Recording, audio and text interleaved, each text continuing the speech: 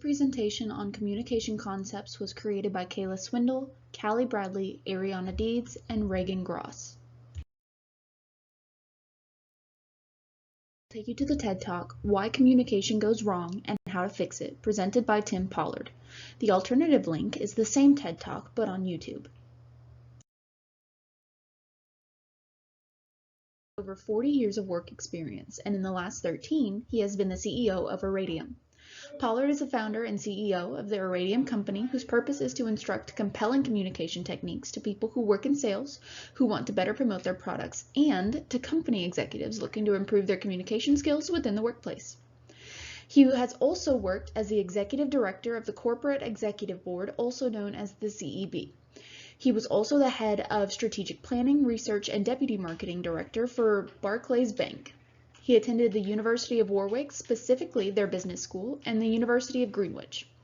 He also is a published author of The Compelling Communication, Mastering the Art and Science of Exceptional Presentation Design. To say the least, he is well experienced with communication. Having good communication skills, and he does this by giving the audience tips and tricks on how to be better communicators, supporting his goals by disproving myths about good communication through stories and metaphors, and giving the audience tools to improve their retail ability. He discusses how during a lecture he attended, the speaker displayed every checkbox of traditional good communication skills. He has good eye contact, fantastic body language, was entertaining the audience with his wit, was professionally dressed, and seemed relaxed and free of anxiety. However, when the presentation was over, even though everyone enjoyed the speech, when Pollard asked a person if he could recall all 10 of the points presented, the man could only retell 2 of them. This showed even though the speaker was confident and checked all the boxes, he failed to properly communicate with the audience, disproving the myth that body language is what makes a good communicator. Techniques. So why did our group choose this one? So far in communications, we've learned many things, including the different elements of communication, how to understand interpersonal communication, including between different cultures, and how to use communication techniques to resolve conflict. Pollard's talk introduces new insight into how communication can go wrong, but he also gives tips and tricks on how to fix those mistakes. He goes on to discuss how a person can check all the boxes that make a great communicator, such as good eye contact, body language, utilizing power poses, and so on. But that doesn't mean the person is a successful communicator.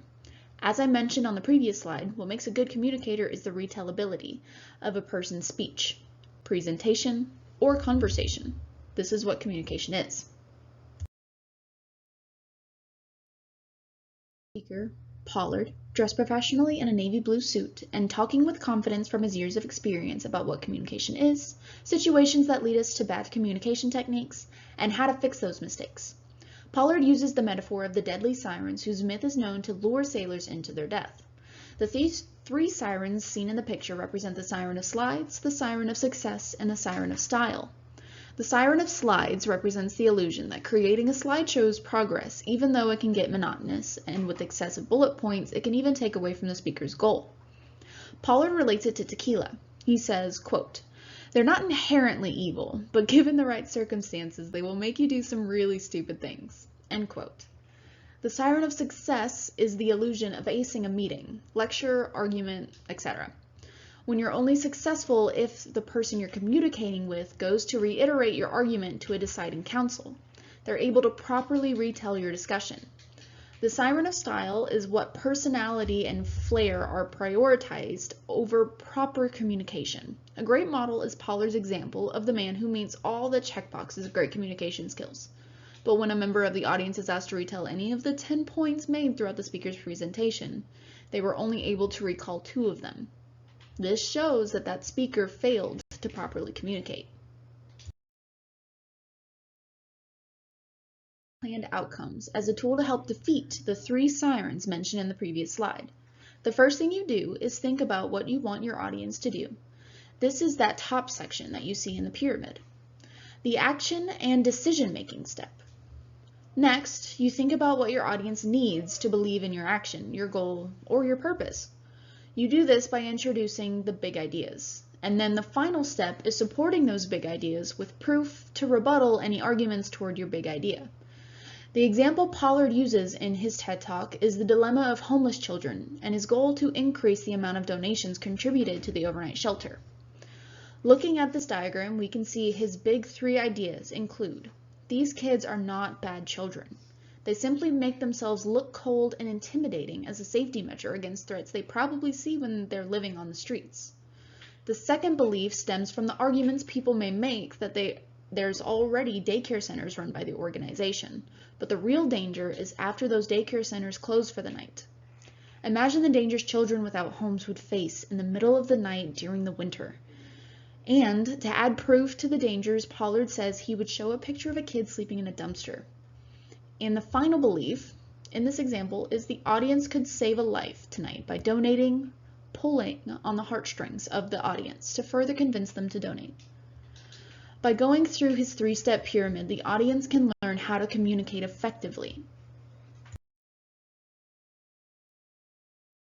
Steps previously discussed in the course textbook. Some examples include communicating for career success, which we can see in his completed diagram on the upper right. After watching Pollard's TED Talk, we realized that even if we believe we nailed a business meeting, interview, or any other time in our careers where we must convince someone to do something in our favor, we are only truly effective if we have a good foundation of retellability, meaning the interview can take the information from the first meeting and repeat it to the deciding managers in the second.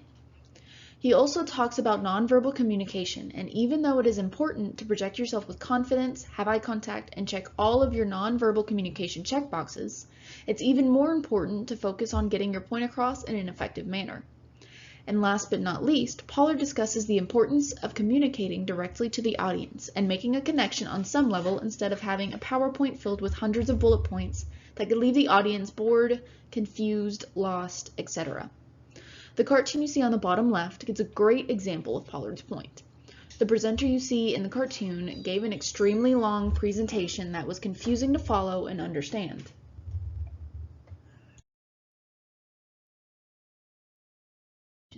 One of the main lessons our group learned was even though someone could show all the proper skills of good communication, they aren't truly successful unless their audience can retell what they were supposed to learn.